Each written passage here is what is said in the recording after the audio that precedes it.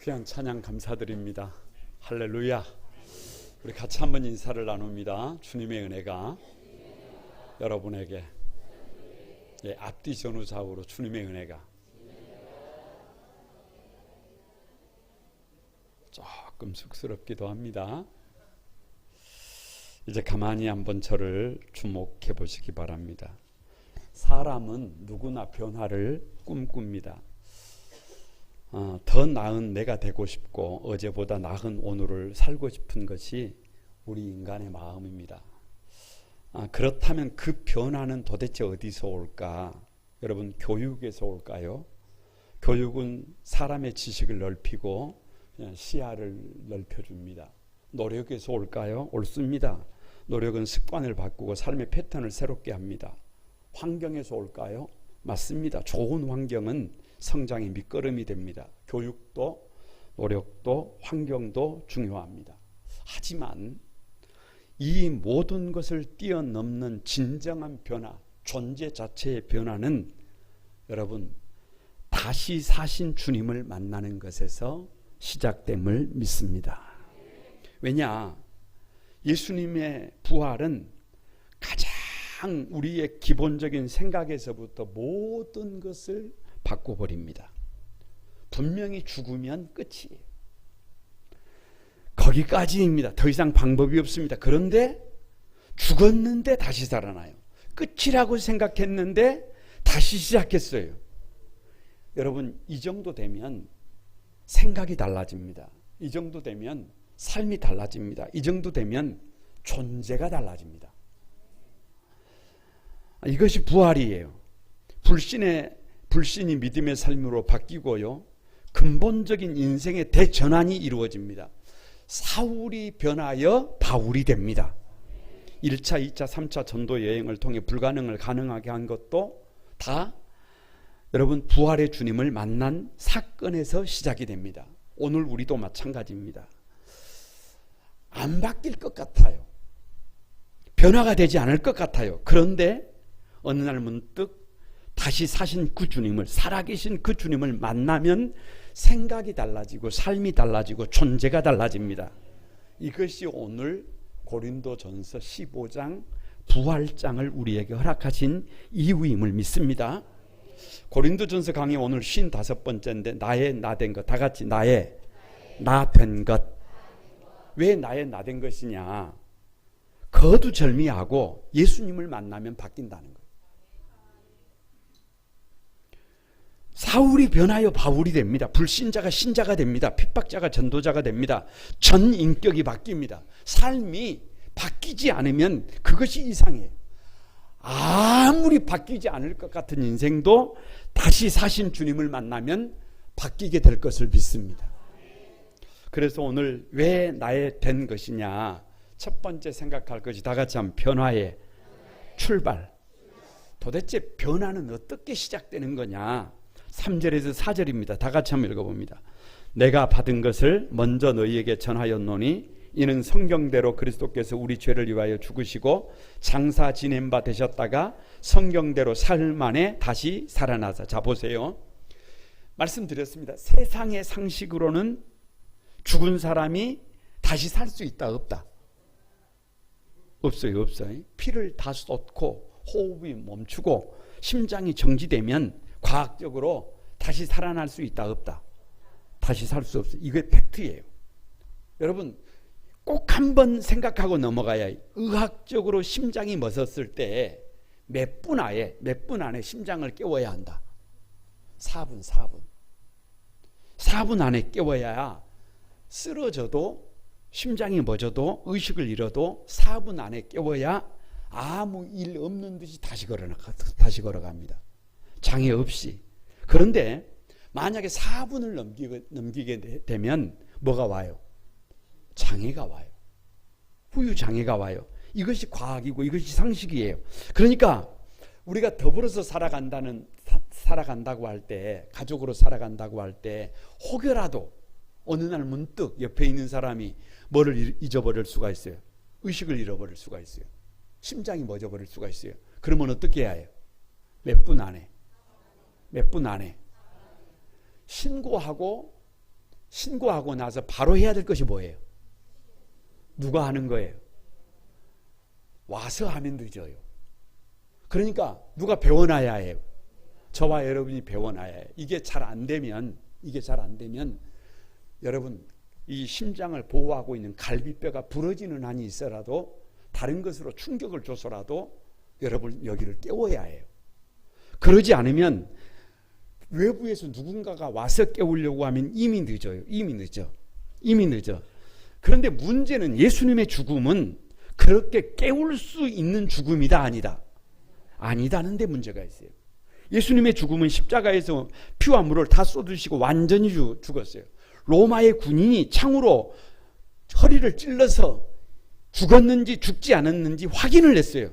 다시 말하면 예수님의 몸은 다시 살 수 없는 몸이에요. 왜요? 물과 피를 다 쏟아버렸다니까요. 과학적으로 설명할 수 없는 일이에요. 상식으로 이해할 수 없는 일이 일어난 것입니다. 왜요? 다시 살아났으니까. 바울도 처음에는 이 사실을 믿지 않았어요. 그래서 이 이야기를 들었을 때 미단사설이라고 생각했어요. 무슨 말이냐? 사람들을 미혹하는 잘못된 가르침이라는 거예요. 아니, 사람이 물과 피를 다 쏟고 죽었는데 그 예수님이 다시 살아나셨다는 것을 믿고 그 주님을 예배하는 자들이 있다? 이건 뭐다? 이건 미단사설이다. 그래서 예수 믿는 사람들을 잡아 죽이는 일에 앞장섰던 사람이 누구예요? 바울이에요. 왜 변화의 출발이냐? 진중하게 한번 생각해 봐야 합니다. 바울이 누구입니까? 그는 히브리인 중에 히브리인이에요. 율법으로 흠이 없는 자예요. 철저히 유대교 전통을 붙든 사람이에요. 그래서 스데반 집사를 돌로 쳐 죽이는 일에 가장 앞에 있었어요. 예수 믿는 사람들을 잡으러 다녔어요. 그래서 바울처럼 무서운 핍박자가 그때 있었다 없었다? 없었다. 그런데 사도행전 9장에서 보면 저 22장에 보면 사울이 길을 가다가 다메섹에 가까이 이르렀더니 호련히 하늘로부터 빛이 그를 둘러 비췄어요. 엄청난 빛 앞에 널브러졌어요. 그때 다시 사신 주님이 부릅니다. 사울아 사울아 누구십니까? 라고 물었을 때 나는 네가 박해하는 나사렛 예수다. 바울은 충격을 받았어요. 얼마나 충격을 받았으면 아니 죽은 예수님이 나를 불러버렸단 말이에요. 얼마나 충격을 받았으면 사흘 동안 보지를 못하고 사흘 동안 먹지를 못하고 사흘 동안 마시지를 못했어요. 이게 무슨 말이냐? 그동안 자기가 생각했던 것, 그동안 자기가 가지고 있던 모든 체계가 무너져 버린 거예요. 확신이 흔들리고 자아가 붕괴되어 버린, 깨져버린 거예요. 충격적인 사건이에요. 그 전까지는 예수가 죽었는데 다시 살았다고 말하는 사람들을 잡아들이던 자였는데, 그런데 다시 사신 주님을 직접 만나고 주님의 음성을 듣고 나니까 사울이 어떻게 된 거예요? 변하여 바울이 된 것입니다. 그래서 바울의 변화는 율법이 아니에요. 율법 때문이 아니고 열심 때문이 아니고 종교적인 열심 때문이 아니고 노력 때문이 아니라 누구를 만난 사건이에요. 다시 사신 예수님을 만나고 나니까 사울이 바울로 바뀌더라는 거예요. 그래서 신학자 칼바르트가 말하기를 다 같이 부활은 교회의 시작이다. 교회가 어떻게 시작됐다고요? 예수님이 부활하면서 교회가 시작된 거예요. 그러니까 부활이 없으면 교회가 없어요. 부활이 없으면 오늘 저와 여러분이 변화될 수 없어요. 왜 변화의 출발이냐? 창세기 15장을 보면 편무언약이라는 게 나와요. 편무언약. 일방적인 언약이다 그 말이에요. 아브라함이 가축을 잡아서 반으로 갈랐어요. 그 반으로 갈라진 사이를 아브라함이 지나가지 않습니다. 아브라함이 잠을 자고 있는데 하나님을 상징하는 횃불이 홀로 그 갈라진 짐승 사이를 지나갑니다. 무슨 말이냐? 만약에 아브라함을 믿음의 조상 아브라함으로 세우지 않으면, 하나님의 약속이 지켜지지 않으면, 우리를 가장 복 있는 존재로 세우지 않으면 누구를 쪼갠다는 거예요? 하나님께서 당신을 스스로 쪼개신다는 거예요. 이 편무언약은 그래서 믿음의 조상 아브라함이 실패를 해도, 흔들려도, 넘어져도, 문제가 있어도 아브라함에게 문제를 제기하는 것이 아니라 그 문제의 책임을 누가 지는 거예요? 하나님이 직접 지시는 거예요. 그래서 그 언약의 성취자가 예수님임을 믿습니다. 예수님이 편무 언약을 지키기 위해서 죄인된 나를 위하여, 죄된 나를 위하여 십자가 위에서 자기를 쪼개진 사건이 여러분 물과 피를 다 쏟으시고 죽으신 것이에요. 그런데 호세아 2장 6장 2절에 보면 여호와께서 이틀 후에 우리를 살리시며 셋째 날에 우리를 일으키시리니, 무슨 말이에요? 셋째 날, 다시 말하면 예수님이 사흘 만에 부활하시면서 오늘 성경에서 우리가 읽은 본문에서 말씀대로라는 말이 반복되잖아요. 예수님이 사흘 만에 부활하시면서 말씀대로 완전히 성취가 된 거예요. 그러니까 바울은 부활하신 주님을 만난 후에 성경을 다시 보게 된 거예요. 다시 보면서 깨닫게 된 거예요. 그래서 오늘 15장 3절에서 4절을 보면 계속되는 반복된 키워드가 다 같이 한번 성경대로.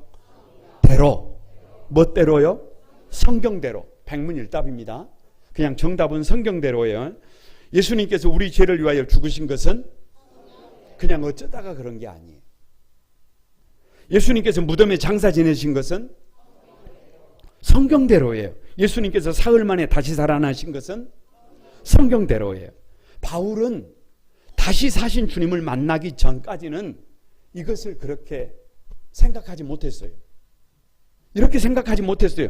그런데 주님을 다시 만나고 나니까 성경을 다시 읽고 깨닫기 시작한 겁니다. 다시 말하면 예수님의 부활은 단순한 기적이 아니라 성경의 약속의 성취라는 거예요.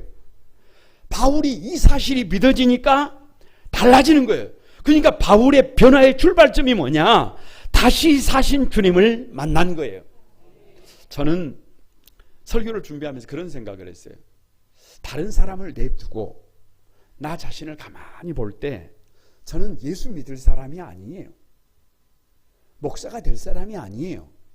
그런데 어느 날 눈을 떠보니까 목사가 돼 있어요. 그 이유가 뭘까요?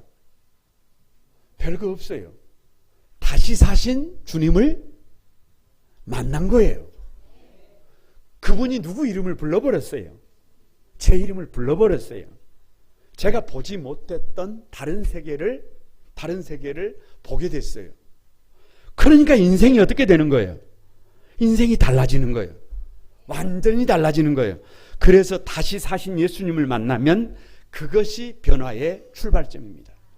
우리 앞뒤 전후좌우로 우리도 다시 사신 주님을 만나야 한다. 아무리 안 바뀔 것 같아도 살아계신 주님을 만나면 인생은 바뀝니다. 그 주역이 여러분이 되기를 바랍니다. 왜 나 된 것이냐? 두 번째로 다 같이 한번 은혜의 덮음. 은혜로 덮어주셨다 그 말이에요. 은혜로 덮어주셨다. 8절을 한번 읽어봅니다. 시작. 맨 나중에 만삭되지 못하여 난 자 같은 내게도 보이셨다. 여러분, 사도 바울이 자기를 어떻게 인식하고 있느냐 그러면 자기 자신을 만삭되지 못하여 난 자 같은, 이렇게 표현하고 있어요. 만삭되지 못했다라는 말을 헬라어로 에크트로마라 그래요. 낙태된 태아예요. 낙태된 태아. 여러분 본 적이 있어요? 낙태된 태아가 뭐를 해요? 미수가 불완전한 존재예요. 다시 말하면 바울은 스스로 완성되지 못한 자, 결코 자랑할 수 없는 자, 결코 자격이 없는 자라고 고백을 해요. 사실 이것은 팩트가 아니에요. 이건 팩트가 아니에요. 왜냐? 사람들이 보기에 바울은 자랑할 것이 많은 사람이다, 자랑할 것이 없는 사람이다. 많은 사람이에요. 가말리알 문화에서 최고의 공부를 했어요. 히브리인 중에 히브리인이에요. 바리새인 중에 바리새인이에요. 열심으로 교회를 핍박하던 사람이에요.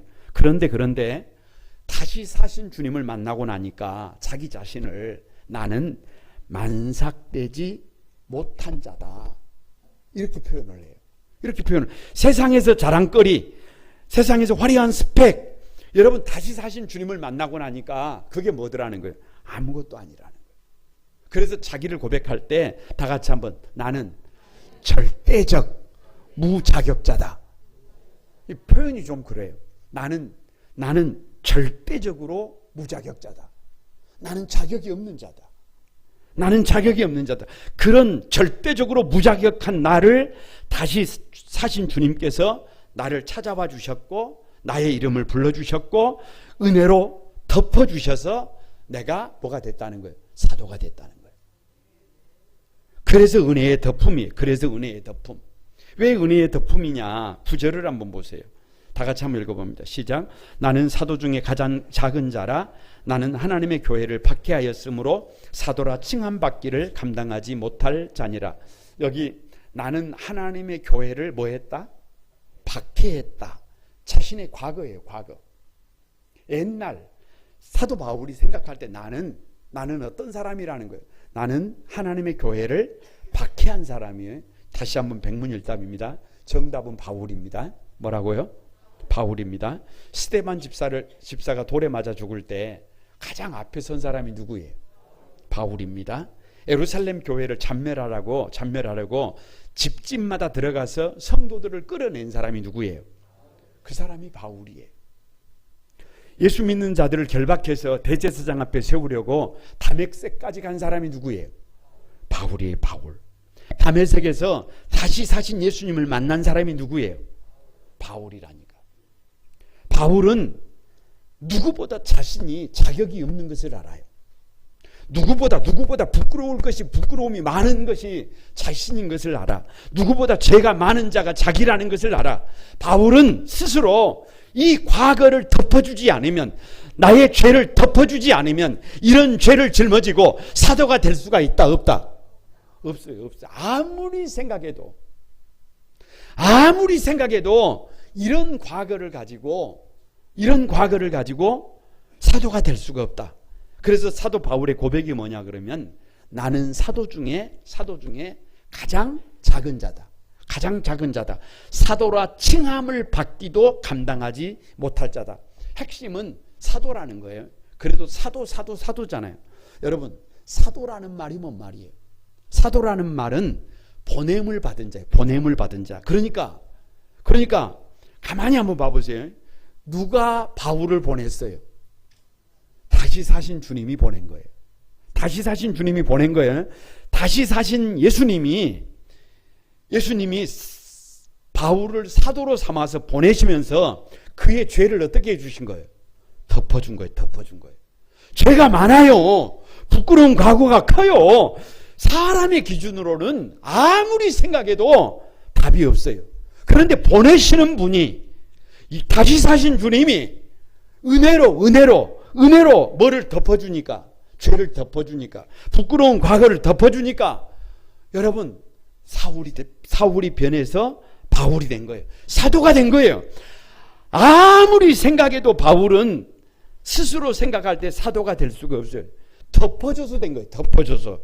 아무리 생각해도 바울은 자기 자신이 큰 자가 아니라 가장 작은 자예요. 가장 작은 자. 그래서 이름을 사울. 큰 자라는 뜻이에요. 큰 자라는 뜻. 그런데 자기 스스로 이름을 뭘로 바꿔버렸어요? 바울로 바꿔버렸어요. 작은 자로 바꿔버렸어요. 여기에 감동이 있습니다. 죄 많은 사울이 은혜로 덮음을 받으니까 바울이 됐어요. 박해자가 은혜로 덮음을 받으니까 사도가 됐어요. 부끄러운 과거가 은혜로 덮음을 받아서 은혜의 증인이 됐어요. 다시 말하면 은혜로 덮어주지 않았다면 바울이 존재할 수가 없어요.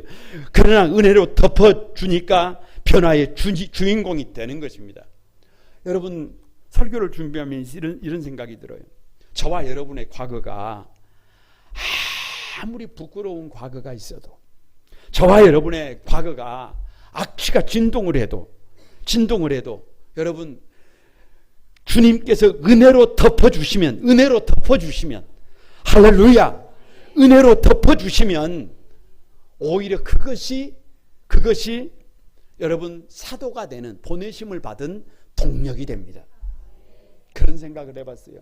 깨끗한 쓰레기는 덮어놔도 별 영향가가 없어요. 그런데 더럽고 악취가 진동을 하고 냄새가 가득하고 여러분 도무지 볼 수 없는 그런 썩어 있는 것들은 덮어놓으면 그게 위전이 되잖아요. 그런 것과 마찬가지예요. 오히려 과거에 부끄러움이 있는 삶이, 모자람이 있는 삶이, 아픔이 있는 삶이 주님께서 그것을 은혜로 덮어주시면 여러분 나를 보내실 때 그것이 오히려 동력이 되는 것을 믿습니다. 왜 은혜의 덮음이냐? 일본의 전통 도예 복원 기술 중에 금측기라고 하는 것이 금측기라는 것이 있습니다. 뭐냐? 금으로 이어 붙이는 거예요. 예를 들면 우리는 도자기가 깨지면 그 깨진 도자기를 어떻게 해요? 뭔 방법이 있어? 버려야지. 그런데 금측기는 뭐냐? 깨진 조각을 금가루와 오칠을 섞어서 다시 붙이는 거예요. 다시 붙이는 거예요. 그러면 어떻게 되느냐? 처음보다 더 튼튼해집니다. 어떻게 되느냐? 처음보다 더 아름다워져요. 왜? 뭘로 붙여놓으니까? 처음보다 더 가치가 있습니다. 왜요? 금으로 붙여놓으니까. 그러니까 사람의 상식은 깨지면 버리는 것이지만 금측기는 깨진 것을 버리지 않고 오히려 그 자리를, 그 도자기를 더 빛나게 만들어요. 마찬가지예요. 시편 147편 3절에 보면 상심한 자들을 고치시고 그들의 상처를 싸매신다. 왜요? 우리의 과거가 문제가 많아요. 흠집이 많아요. 죄가 많아요. 여러분 아픔도 많고 절망도 많고 좌절도 많고, 아니 산산조각나 있어요. 그런데 세상 사람들은 그런 과거를 조롱한다니까요. 세상 사람들은 그런 과거를 가지고 있으면 흠집을 낸다니까요. 그런데 은혜는 달라요. 그런 과거가 있을지라도 은혜로 그것을 덮어주시면 여러분 인생은 하나님께서 가장 아름답게 쓰기에 적당한 보내심을 받은 자로 구별되게 될 것을 믿습니다. 이것이 바울의 인생이에요. 교회를 받게 하던 그의 죄를 은혜로 덮어주셨어요. 그러니까 오히려 더 빛나는 사도가 됩니다. 깨진 흔적은 있지만 그 깨진 흔적이 은혜로 금으로 덧입혀지니까 사도다운 사도가 된 거예요. 핍박의 과거가 은혜로 덮이니 가장 효과적인 복음 전도자가 되고, 죄인의 과거가 은혜로 덮이니 의의 도구가 되고, 교회를 무너뜨리던 자가 은혜로 덮이니 교회를 세우는 기둥이 됩니다. 더 이상 우리의 과거가 문제가 되어야 안 돼요. 문제가 안 돼요. 더 이상 문제가 안 돼. 오히려 그런 부끄럽고 악취가 진동하는 과거가 우리 주님께서 은혜로 덮어주시기만 하면 가장 아름답게 보내심을 입은 자리에서 복되게 살아가는 도구로 쓰임받게 될 것을 믿습니다. 옆에 사람들에게 다시 한번 축복합니다. 주님께서 우리의 과거를 냄새나는 과거를 덮어주셨다. 덮어주셔서 세워주신 것을 믿습니다. 그 은혜의 주인공들이 여러분이 되기를 바랍니다. 왜 나의 나된 것이냐? 다 같이 사명의 시작이다. 10절을 한번 봅니다. 10절 다 같이 시작. 그러나 내가 나된 것은 하나님의 은혜로 된 것이니 내게 주신 그의 은혜가 헛되지 아니하여 내가 모든 사도보다 더 많이 수고하였으나. 거기까지만. 자 보세요. 오늘 우리가 읽은 이 10절의 키워드가 뭐냐? 오직 하나님의 은혜다, 이런 말이에요. 이게 나의 나 된 것은 뭐라는 거예요? 그냥 다른 것 일체 없다는 거예요. 오직 하나님의 은혜다. 여러분 여기 은혜가 헬라어로 카리스예요. 잘 알고 있습니다. 값없이 주어지는 선물이에요. 죄를 덮으시는 하나님의 긍휼이에요. 새 삶을 살게 하는 하나님의 능력이에요. 받을 자격이 없는 자에게 부어지는 하나님의 선물이에요. 다시 말하면 내가 나 된 것은 누가 한 것이 아니라, 내가 한 것이 아니라 하나님이 한 일이다. 이걸 뭐라고 그래요? 이걸 은혜라고 그래요. 다시 한번 백문일답입니다. 정답은 하나님의 은혜입니다 라고 하면 됩니다. 묻습니다.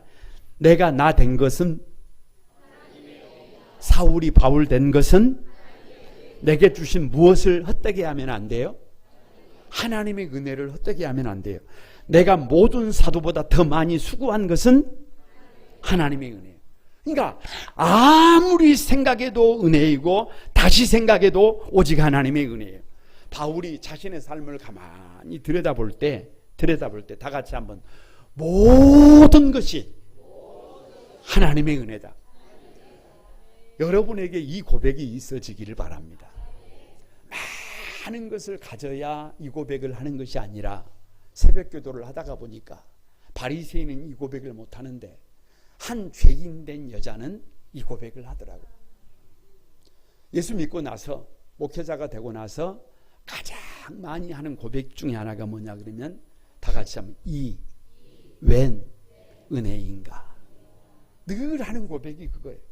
이 웬 은혜인가. 이 웬 은혜인가. 늘 하는 고백이 그래요. 늘 하는 고백이. 아무리 생각해도 모든 것이 하나님의 은혜라는 거예요. 여기 주목할 것이 있는데요. 바울이 나의 나된 것은 오직 하나님의 은혜로다. 은혜로 되었다. 이렇게 고백하고 난 다음에 곧바로 더 많이 수고했다는 말이 나옵니다. 더 많이 수고했다. 이게 무슨 말이냐? 은혜가 헛되지 않게 하는 일이 뭐냐 그러면 다 같이 은혜 받은 자는 가만히 있을 수 있다 없다? 은혜를 받았는데 어떻게 가만히 있어요? 은혜로 덮어주셨는데 어떻게 가만히 있어요? 은혜는 반드시 사명으로 이어집니다. 그래서 바울은 자기 몸을 아끼지 않아요. 자신에게 주어진 사명에 목숨을 걸어요. 그래서 1차, 2차, 3차 전도 여행을 통해서 불가능을 가능하게 합니다. 멈추지 않습니다. 뒤를 돌아보지 않습니다. 자신에게 주어진 길을 끝까지 목숨 걸고 간 것입니다. 왜요? 은혜가 그를 움직였기 때문입니다. 여러분, 은혜는요, 좋다. 이 감동으로 끝나지 않습니다. 은혜는 반드시 사명으로 이어집니다. 바울의 고백처럼 내가 나된 것은 오직 하나님의 은혜다. 이 고백은, 이 은혜 받은 자의 특징은 단 하나예요. 사명을 위하여 목숨을 거는 겁니다. 사명을 위하여 최선을 다하는 것입니다. 몸을 아끼지 않고 목숨을 걸고 맡겨진 일을 위해서 전부를 거는 것입니다. 하나님이 보내주신 그 자리에서 그 자리가 가정이든지 일터이든지 교회이든지 그 자리에서 뭐를 거는 거예요? 목숨을 거는 거예요. 그래서 여러분, 그래서 사명의 시작이에요. 그래서 여기서 전혀 다른 삶이 시작되는 거예요. 눈으로 보지 못하고 귀로 듣지 못하고 마음으로 생각하지 못하는 기적이 거기에서 일어나는 겁니다. 왜 사명의 시작이냐? 10절 후반절에 같이 한번 봅니다. 내가 한 것이 아니요 오직 나와 함께 하신 하나님의 은혜라. 여러분께 한번 묻습니다. 답하시기 바랍니다. 바울의 입장에서 내가 모든 사도보다 더 많이 수고를 했다, 더 적게 했다. 분명히 많이 했잖아요. 이게 내가 한 것이에요, 다른 사람이 한 것이에요? 내가 한 것이잖아요. 그런데 말이 달라요. 말이 달라. 내가 한 것이 아니다. 그럼 누가 한 거예요? 오직 하나님이 나와 함께 하신 하나님의 은혜가 한 일이다. 하나님의 은혜가 한 일이다. 이게 비밀이에요. 이런 생각을 해봤어요. 사도 바울이 원래 핍박자가 아니었다면, 자신이 스데반을 돌로 쳐 죽인 주역이 아니었다면, 자신의 과거를 덮어주지 않았다면, 자신의 죄를 덮어주지 않았다면, 여러분, 이런 고백이 가능할까요? 불가능합니다. 불가능해. 그런데 하나님의 은혜가 너무 크니까 하나님의 은혜가 너무 크니까 수고를 넘치도록 하는 거예요. 넘치도록. 옥에 갇혀도, 매를 수없이 맞아도, 여러 번 죽을 뻔해도, 3번이나 태장을 맞아도 수고하고 애쓰고 자지 못하고 줄이며 목마르고 굶고 죽고 헐벗어도 묵묵히 그 길을 간 거예요. 그러니까 그 과거에 잘못된 삶이 아니었다라면 바울이 이런 삶이 가능해요? 가능하지 못해요? 가능하지 못해요. 그래서 은혜 받은 사람의 특징이 뭐냐 그러면 전부를 거는 거예요. 그래서 사명의 시작이에요. 여기서 전혀 다른 인생이 출발을 해요. 전혀 다른 인생이. 왜 사명의 시작이냐? 11절 마지막에 이렇게 고백합니다. 같이 한번 읽어봅니다. 시작. 그러므로 나나 그들이나 이같이 전파하며 너희도 이같이 믿었느니라. 조금 경어체로 쓰여져서 어렵습니다만은 간단하게 말하면 이런 말이에요. 나나 다른 사도들도 동일하게 전했다. 동일하게 뭘 전했느냐? 예수 그리스도의 죽으심과 부활의 복음을 전했다. 간단하게 말하면 예수님이 다시 사셨다. 사도 바울이 전한 복음은 여러분 다른 사도들도 마찬가지지만 똑같다는 거예요. 누가 막 12사도들 중에 누가 잘했다, 막 환경이 막 누가 좋다, 누가 좋은 스펙을 가졌다, 뭐 우리 조국이 어떻게 됐다 이런 얘기를 한 것이 아니에요. 이 사도들이, 모든 사도들이 전한 복음의 핵심이 뭐냐? 다 같이 예수님이 죽으셨는데 다시 살아나셨다. 이게 핵심이에요. 이게 핵심이에요. 예수님은 죽은 지 사흘 만에 다시 살아나셨다. 완전히 죽었는데 다시 살아나셨다. 이게 왜 중요해요? 여기에서 우리의 인생도 다시 시작됩니다. 여러분의 인생이, 저와 여러분의 인생이 완전히 죽어도 다시 살아납니다. 완전히 끝난 것 같아도 거기가 출발점입니다. 완전히 방법이 없어도 거기에서 다시 시작됩니다. 이것이 부활신앙의 능력이에요. 그래서 믿는 자는 다시 사는 거예요. 믿는 자는 다시 살아납니다. 믿는 자는 죽어도 다시 살아납니다. 이게 복음의 핵심이에요. 이 복음이 사울을 바꿔서 바울 되게 했고, 이 복음이 나를 나 되게 했습니다. 이 복음이 오늘 누구에게 필요해요? 오늘 우리에게 필요하고 이 시대에 반드시 필요합니다. 이 복음이 오늘 우리 모두에게 반드시 필요해요. 이 복음이 있는 곳에서 하나님이 보내신 각자의 자리에서 사명이 시작됩니다. 여기에서 인생이 바뀌고 가정이 바뀌고 교회가 새로워지고 시대와 역사가 달라지는 것을 믿습니다. 말씀을 마칩니다. 사랑하는 여러분, 왜 나의 나 된 것이냐? 다시 사신 예수님을 만나면 변화예요. 그래서 변화의 출발이에요. 다시 사신 주님께서 세상에 모든 허물, 모든 죄 은혜로 덮어주시면서 나를 지금의 내 자리로 보내주신 거예요. 그래서 은혜의 덮임, 그리고 그 은혜가 너무 커서 뒤를 돌아보지 않고 안주하지 않고 목숨을 걸고 자신의 전부를 드리는 것이 사명의 시작이에요. 그래서 사울이 바울이 되었습니다. 그래서 나의 나 된 것은 오직 하나님의 은혜입니다. 이 은혜의 복음을 여러분, 이제 고린도전서 15장 부활장을 6번에 걸쳐 설교를 할 때 이 은혜를 여러분이 누리게 되시기를, 그 변화의 주역이 여러분이 되시기를 주님의 이름으로 축복합니다. 우리 찬양하면서 기도하겠습니다.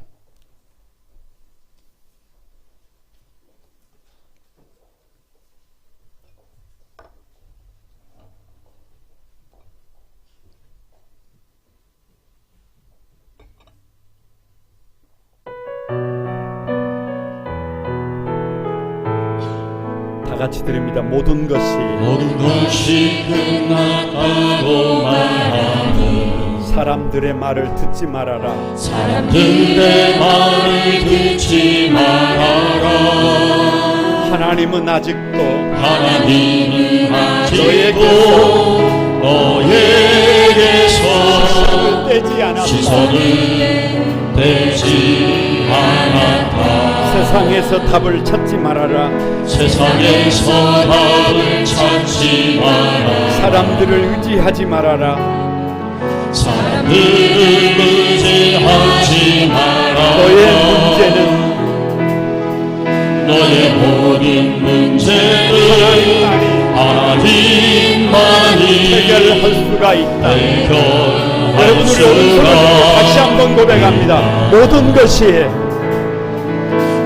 것이 끝났다고 말하는 사람들의 말을 듣지 말아라. 하나님은 아직도 너에게서 시선을 떼지 않았다. 세상에서 답을 찾지 말아라. 사람들을 의지하지 말아라. 너의 모든 문제는 하나님만이 해결할 수가 있다. 기도를 쉬지 마라. 사랑을 멈추지 마라. 하나님이 너를 축복하리.